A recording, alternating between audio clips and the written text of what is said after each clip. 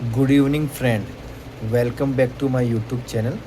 Today we are discussing the topic if the payee not providing his PAN number, then what happen?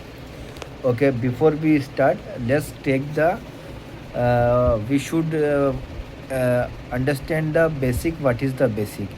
In the TDS, there is a two party. One is payee and second is the payer, and we can also get the one word is also deduct and deductees.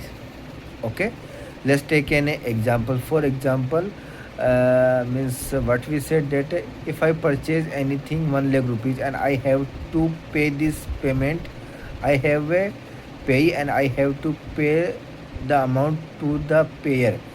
Then what I do, for example, if there is any TDS is applicable, then what I do, I will cut this TDS and I will submit this TDS and PAN number to the government.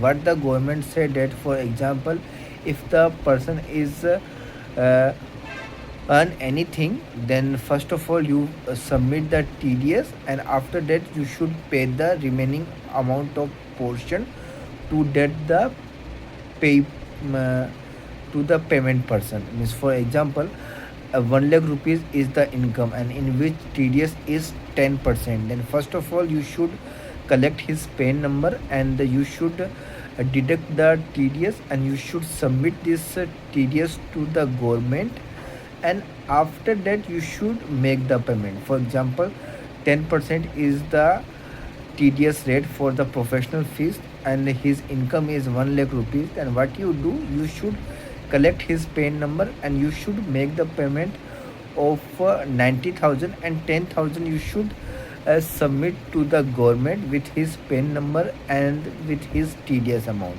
And now we should understand that what happen if the payee is not showing his PAN number and not given his PAN number. It is the very means that type of cases happen. Then government said that you should charge the 20% of his TDS from his income. But if he not given, then you should charge 20% of the TDS and you should submit the government. This is the very different case if the person is not given the uh, means PAN card, then he charged 20% of income. For example, there are some cases in which 30% TDS is charged, and if the person is not given, then the government charge 30%. Actually, the limit is very simple. Whatever the percentage is higher, that the government charge, and that amount of percentage government submit the TDS. That things is happening, and we should basically understand that what is the uh, payer, payee, deduct and deductee.